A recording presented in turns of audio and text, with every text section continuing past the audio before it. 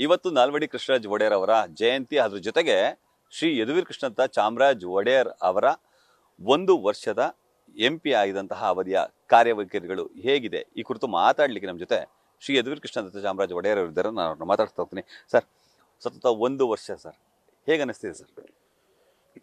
ಕಳೆದ 1 ವರ್ಷ ಈ ಹೊಸ ವೃತ್ತ ಜೀವನ ಪ್ರಾರಂಭ ಆಗಿದ ನಂತರ ಬಹಳಷ್ಟು ಕಲ್ತಿದ್ದೀವಿ.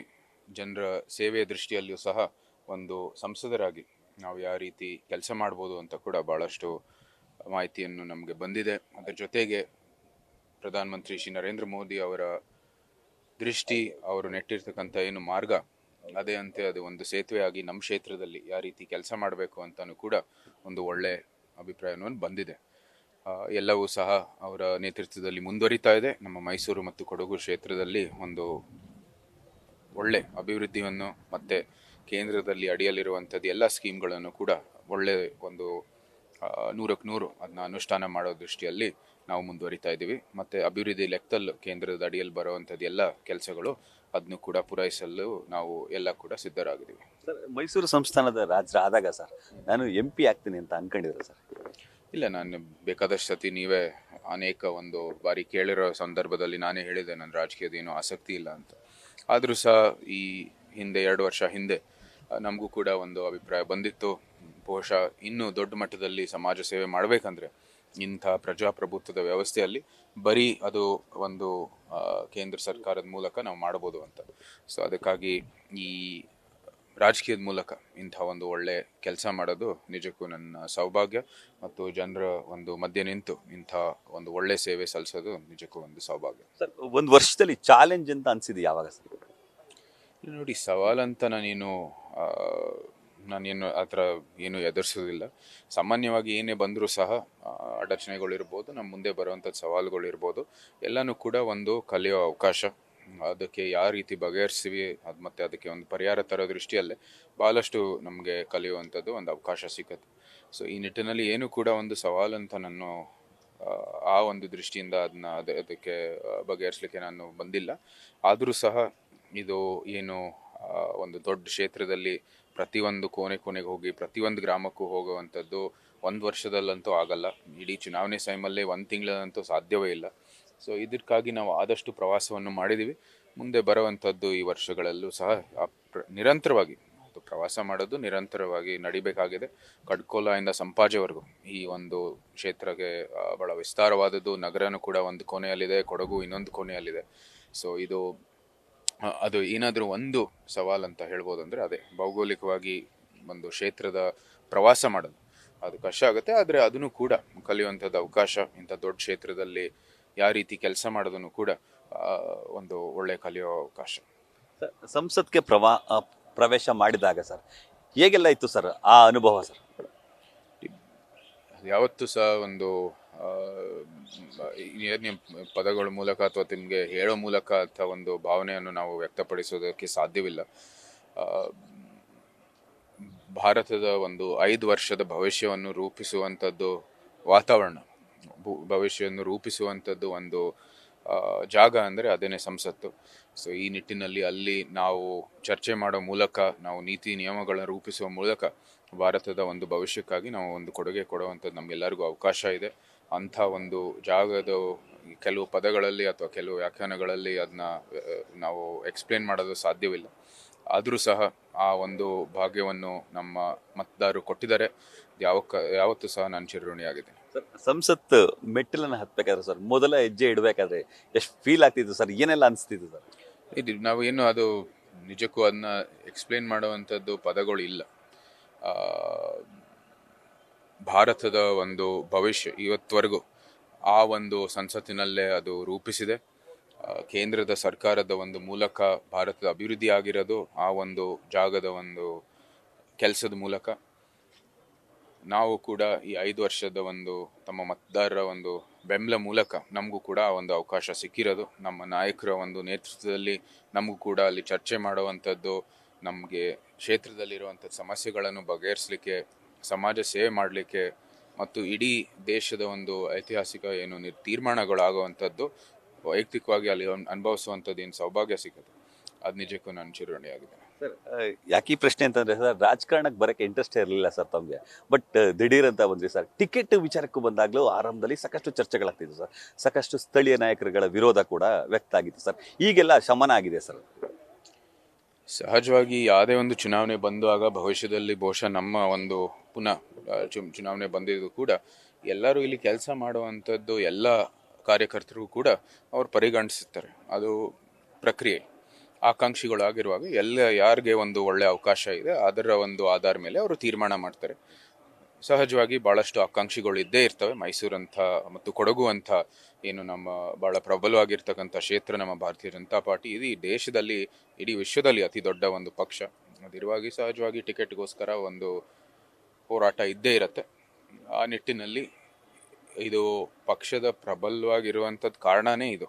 ಯಾಕಂದರೆ ಇಷ್ಟು ಒಳ್ಳೆ ನಾಯಕರು ಇದ್ದಾರೆ ಮತ್ತು ಅವರ ಎಲ್ಲರೂ ಕೂಡ ಆಕಾಂಕ್ಷಿಗಳಾಗಿ ಉತ್ತಮವಾದಂಥ ನಾಯಕವನ್ನು ಆಯ್ಕೆ ಮಾಡೋ ಮೂಲಕ ಮತ್ತು ಮತದಾರರು ಸಹ ಅವ್ರನ್ನ ಆಯ್ಕೆ ಮಾಡೋ ಮೂಲಕ ಒಂದು ಒಳ್ಳೆ ಭಾರತದ ಭವಿಷ್ಯಕ್ಕಾಗಿ ಒಳ್ಳೆ ನಾಯಕರನ್ನು ಜನರೇ ಆಯ್ಕೆ ಮಾಡ್ತಾರೆ. ಸರ್ ಮೊದಲಿಗೂ ಈಗಲಿಗೂ ಸರ್ ಜೀವನ ಶೈಲಿ ಕೂಡ ಬದಲಾಗಿರ್ತದೆ ಸರ್. ಹೇಗೆ ಅನಿಸ್ತಿದೆ ಸರ್? ಮೊದಲು ಚೆನ್ನಾಗಿತ್ತ, ಈಗ ಚೆನ್ನಾಗಿತ್ತ ಸರ್? ಇಲ್ಲ, ಆ ಥರ ಇನ್ನು ನನ್ನ ಭಾವನೆ ಅಥವಾ ನನ್ನ ದೃಷ್ಟಿಕೋನ ಆ ಥರ ಇಲ್ಲ.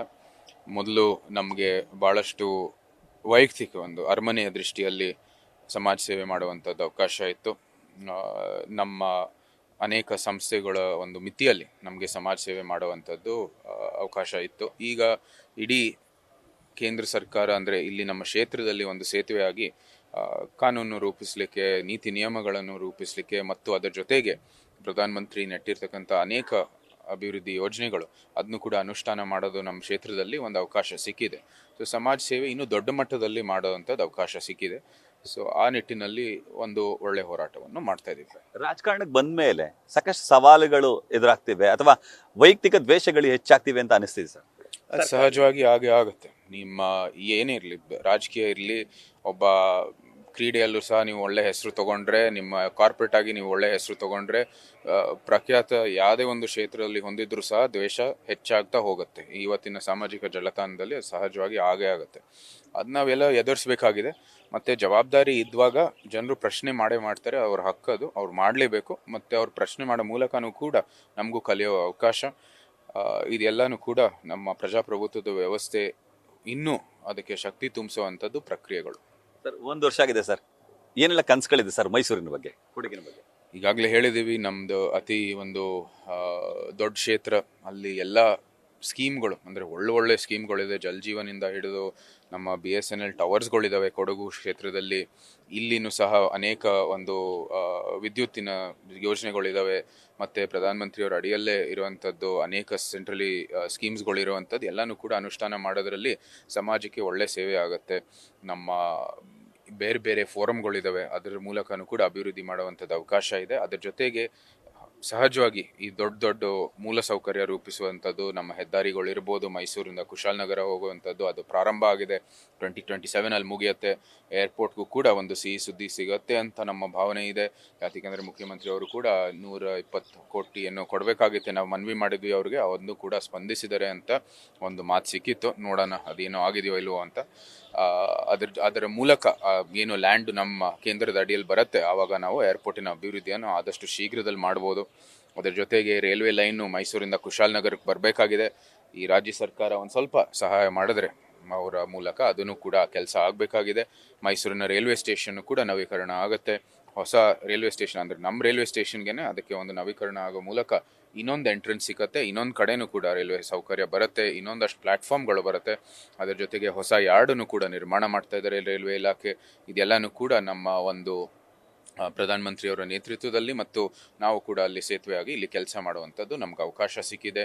ಹಿಂದೆ ನಮ್ಮ ಏನೇನು ಅನೇಕ ಕೇಂದ್ರ ಸರ್ಕಾರದ ಅಡಿಯಲ್ಲಿ ಬರುವಂಥದ್ದು ನಮ್ಮ GST ಇರ್ಬೋದು. ಉದಾಹರಣೆಗೆ ನಮ್ಮ ಬ್ಲ್ಯಾಕ್ ಪೆಪ್ಪರ್ ಅದಂಥದ್ದು 18% GSTನ 0 ಮಾಡೋ ಮೂಲಕ ಅಲ್ಲಿನ ಬ್ಲ್ಯಾಕ್ ಪೆಪ್ಪರ್ ಅಂದರೆ ಅದು ಕಾಫಿಗೆ ಒಂದು ಸಪ್ಲಿಮೆಂಟ್ ಆಗಿ ಅದು ಬೆಳೀತಾರಲ್ಲಿ. ಕೊಡಗುವಲ್ಲಿ, ಹಾಸನಲ್ಲಿ, ಸಕಲೇಶ್ಪುರ, ಚಿಕ್ಕಮಂಗ್ಳೂರು, ಇಡೀ ಪಶ್ಚಿಮ ಘಟ್ಟದಲ್ಲಿ ಅನೇಕ ಕ್ಷೇತ್ರಗಳಲ್ಲಿ ಬೆಳೆಯುವಂಥದ್ದು ಅವರಿಗೆಲ್ಲರಿಗೂ ಕೂಡ ಅನುಕೂಲ ಮಾಡುವಂಥದ್ದು ವ್ಯವಸ್ಥೆಯನ್ನು ಮಾಡಿದ್ದೀವಿ. ಭವಿಷ್ಯದಲ್ಲೂ ಸಹ ಇಂಥ ಒಂದು ಒಳ್ಳೆ ಯೋಜನೆಗಳು ಮಾಡ್ತೀವಿ. ನಮ್ಮ ತಂಬಾಕು ಬೆಳೆಗಾರರು ನೆನ್ನೆನೆ ಅವ್ರದ್ದು ಒಂದು 25ನೇ ಪ್ರಶಸ್ತಿಯ ಒಂದು ಸಮಾರಂಭದಲ್ಲಿ ಅವರು ಕೂಡ ಬಹಳ ಒಂದು ಒಳ್ಳೆ ಬೆಳವಣಿಗೆಗಾಗಿ ಅವರು ಕಾರಣ ಆಗಿದ್ದಾರೆ. ಯಾಕಂದರೆ ತಂಬಾಕು ಒಂದು ಸಿನ್ಗುಡ್ ಆಗಿದ್ರು ಸಹ ತಂಬಾಕು ಮಂಡಳಿ ಮೂಲಕ ಮತ್ತು ತಂಬಾಕು ಬೆಳೆಗಾರರ ಮೂಲಕ ಇದನ್ನ ಆದಷ್ಟು ಸಸ್ಟೈನಬಲ್ ಆಗಿ ಮತ್ತು ಒಂದು ಒಳ್ಳೆ ಅಂದರೆ ರೇಟ್ ಸಿಗುವಂಥ ದೃಷ್ಟಿಯಲ್ಲಿ ಒಳ್ಳೆ ತಂತ್ರಜ್ಞಾನ ಬಳಸೋ ಮೂಲಕ ಇದು ಕೂಡ ಸಸ್ಟೈನಬಲ್ ಆಗಿ ಒಂದು ಪ್ರಕ್ರಿಯೆಯನ್ನು ನಡೆಸ್ತೀವಿ ಅಂತ ಹೇಳಿದ್ದಾರೆ. ಸೊ ಇದೆಲ್ಲ ಒಳ್ಳೆ ಒಂದು ಬೆಳವಣಿಗೆ ಆಗ್ತಾ ಇದೆ ಕ್ಷೇತ್ರದಲ್ಲಿ. ಭವಿಷ್ಯದಲ್ಲೂ ಸಹ ಅದು ಮುಂದುವರಿತಾ ಅವ್ರಿಗೂ ಕೂಡ ಒಂದು ಒಳ್ಳೆ ಭವಿಷ್ಯ ರೂಪಿಸಿದಲ್ಲಿ ನಾವು ಕೂಡ ಅವ್ರ ಜೊತೆ ಕೈ ಜೋಡಿಸ್ತೀವಿ. ಸರ್ ಇದೆಲ್ಲದರ ಜೊತೆಗೆ ಸರ್ ಕುಟುಂಬನ ಮಿಸ್ ಮಾಡ್ಕೊಳ್ತಿದ್ದಾರೆ ಸರ್ ಈಗ. ನೋಡಿ, ಯಾವುದೇ ಒಂದು ಸಮಾಜ ಸೇವೆಯ ಒಂದು ಕೆಲಸದಲ್ಲಿ ನೀವು ಮಾಡಿದ್ರೆ ಸಹಜವಾಗಿ ಕೆಲವು ತ್ಯಾಗಗಳು ಇದ್ದೇ ಇರ್ತವೆ. ಇದೆಲ್ಲ ನಡೆಯುವಂಥದ್ದು. ನಿಮ್ಮದು ಕೂಡ ಮಾಧ್ಯಮದ ಒಂದು ದೃಷ್ಟಿಯಲ್ಲಿ ಮಧ್ಯರಾತ್ರಿನೂ ಕೂಡ ಎಲ್ಲೆಲ್ಲ ಓಡೋಗ್ಬೇಕಾಗಿದೆ, ಬೆಳಗ್ಗೆನೂ ಎಲ್ಲ ಕೂಡ ಹೋಗಬೇಕಾಗಿದೆ. ನಿಮ್ಮ ಕುಟುಂಬನೂ ಕೂಡ ನೀವು ಸಮಯವನ್ನು ತ್ಯಾಗ ಮಾಡ್ತಾ ಇರ್ತೀರ. ಅದೇ ರೀತಿ ನಾವು ಕೂಡ ಮಾಡಬೇಕಾಗಿದೆ. ಇದೆಲ್ಲನೂ ಕೂಡ ನಡೆಯುವಂಥದ್ದು. ನಮ್ಮ ವೃತ್ತಿ ಜೀವನ ಯಶಸ್ವಿ ಆಗಬೇಕಂದ್ರೆ ಕೆಲವು ತ್ಯಾಗಗಳು ಇದ್ದೇ ಇರ್ತವೆ. ಸರ್ MP ಆದ್ಮೇಲೆ ಮಗು ಹುಟ್ಟಿತು ಸರ್, ಮಗ ಹುಟ್ಟಿದ್ದ, ಸಮಯ ಕೊಡ್ಲಿಕ್ಕೆ ಸಾಧ್ಯ ಆಗ್ಲಿಕ್ಕಿಲ್ಲ. ಆ ಸಂದರ್ಭದಲ್ಲಿ ಫ್ಯಾಮಿಲಿನಲ್ಲಿ ಹೇಗೆಲ್ಲ ಬ್ಯಾಲೆನ್ಸ್ ಮಾಡಿದ್ರಿ ಸರ್? ನೋಡಿ, ಅದೆಲ್ಲನೂ ನಿಮ್ಮ ವೈಯಕ್ತಿಕ ಜೀವನ, ವೃತ್ತ ಜೀವನ ಮತ್ತು ಅದರ ನಡುವೆ ಏನೇನು ಕೆಲಸಗಳಾಗಬೇಕಾಗಿದೆ ಅದಕ್ಕೆ ಒಂದು ಸಮತೋಲನ ತರಬೇಕು ಅಂದರೆ ನೀವೇ ಯತ್ನಿಸಬೇಕಾಗಿದೆ. ಅದನ್ನ ಕೆಲಸನ ನಾವು ಆದಷ್ಟು ಯಶಸ್ವಿಯಾಗಿ ಮಾಡಲಿಕ್ಕೆ ನಾವು ಪ್ರಯತ್ನ ಮಾಡ್ತಾ ಇದ್ದೀವಿ. Thank you sir. ಇದಿಷ್ಟು ಶ್ರೀ ಯದುವೀರ್ ಕೃಷ್ಣದತ್ತ ಚಾಮರಾಜ ಒಡೆಯರ್ ಅವರ ಮಾತುಗಳು. ಕ್ಯಾಮರಾಮನ್ ವಿನಯ್ ಜೊತೆ ರವಿ ಪಾಂಡವಪುರ, ನ್ಯೂಸ್ ಫಸ್ಟ್, ಮೈಸೂರು.